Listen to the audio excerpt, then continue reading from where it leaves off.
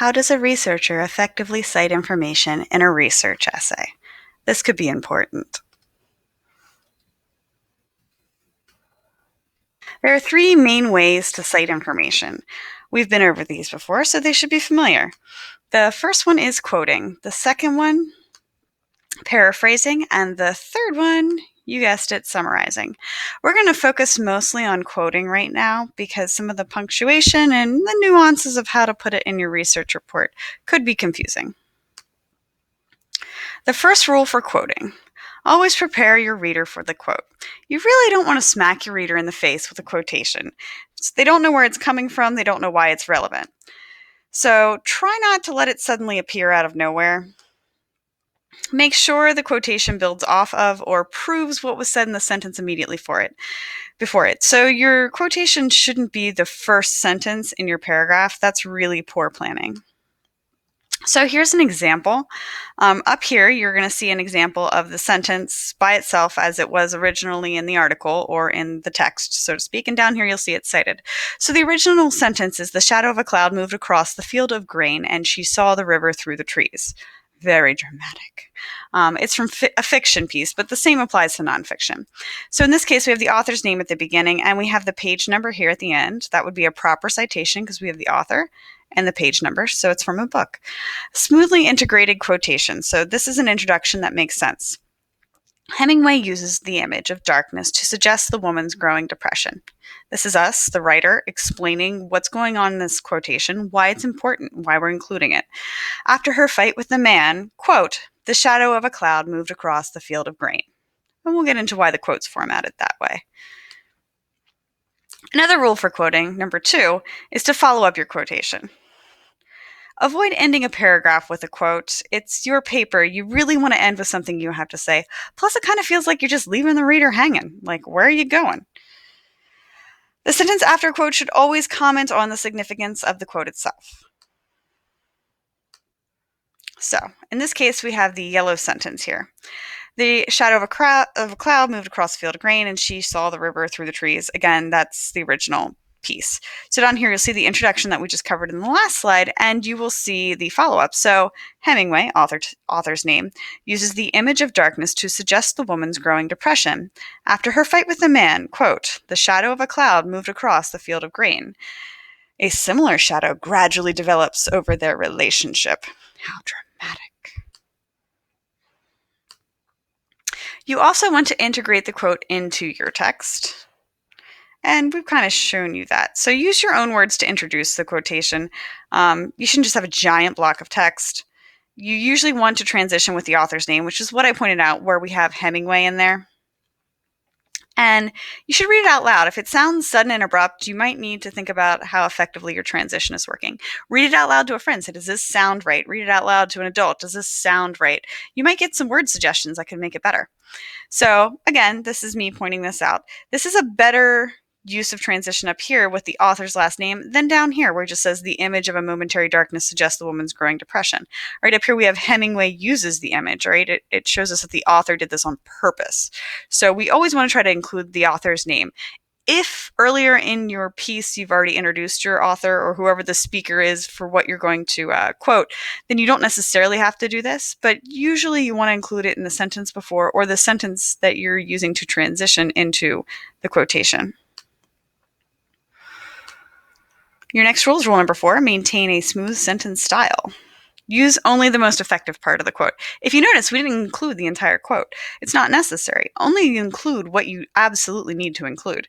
Sometimes people quote like an entire paragraph. You can narrow that down. Just use the important stuff. Usually you want to transition again using the author's name. Have I said that enough yet? So in this case, we have this, not this. So the narrator asks if anyone could imagine her looking a strange man in the eye. We have a page number. The narrator says, "Who can even imagine me looking a strange man in the eye?" All right, we don't need the "who can even imagine me." We can cut that out. If we're trying to make a point about her not wanting to look people in the eye, we just need the part about her not looking people in the eye. So that's what we want to focus on. Number 5, sometimes you need to leave out a part of the quotation. So if the quotation does not end where you want it to, sometimes it just keeps going and going, like one of Miss Bond's lessons.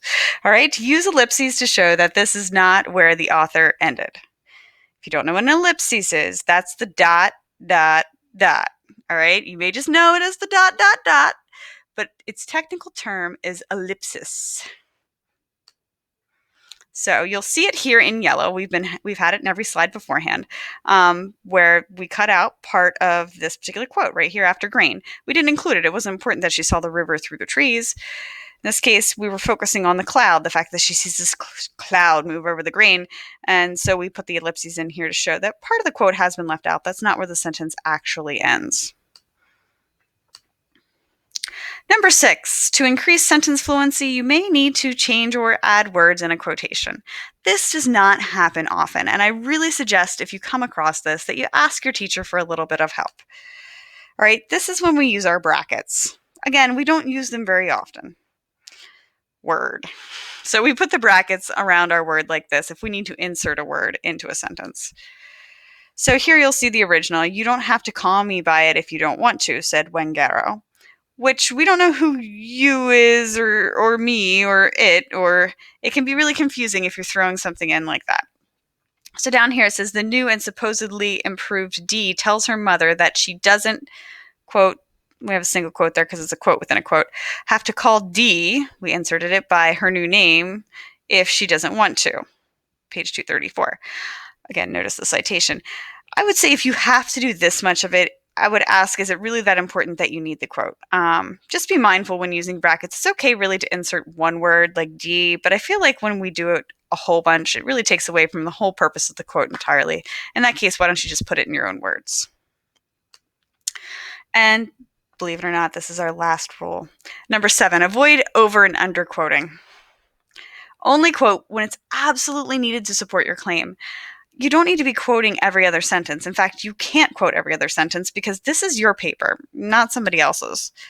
All right, the vast majority of your paper should be yours. It should be in your words. It should have your ideas. You're using the research to support your claims, your ideas, what you're thinking, not what somebody else is thinking. So you're using this kind of as evidence to support the building that you're building. If you think that you might be quoting too much, check with your teacher. Usually your teacher can give you an idea if you've really done too much. But let's just say if you go above 10% of your essay, you're probably quoting way too much, and you need to really rethink it. That said, if you're not quoting at all, you really should be. You need to include quotes as evidence, especially really good quotes by really important people, smart people, authors of the book, if it's a fiction piece, or if it's an article, people who are intelligent, who wrote the article, you want to quote them. Quotes should be used when the author has said something so remarkable that it simply cannot be altered. So an example would be taking Newton's laws and quoting them. Why? Because they are so remarkable and so important that you really don't need to alter them. You can keep them the way they are. When the words the author uses are not as important as the ideas, that's when you should really paraphrase. When you're just trying to convey the idea that the author had, it's not really about the words, that's when you should just put it all into your own words and your own phrasing.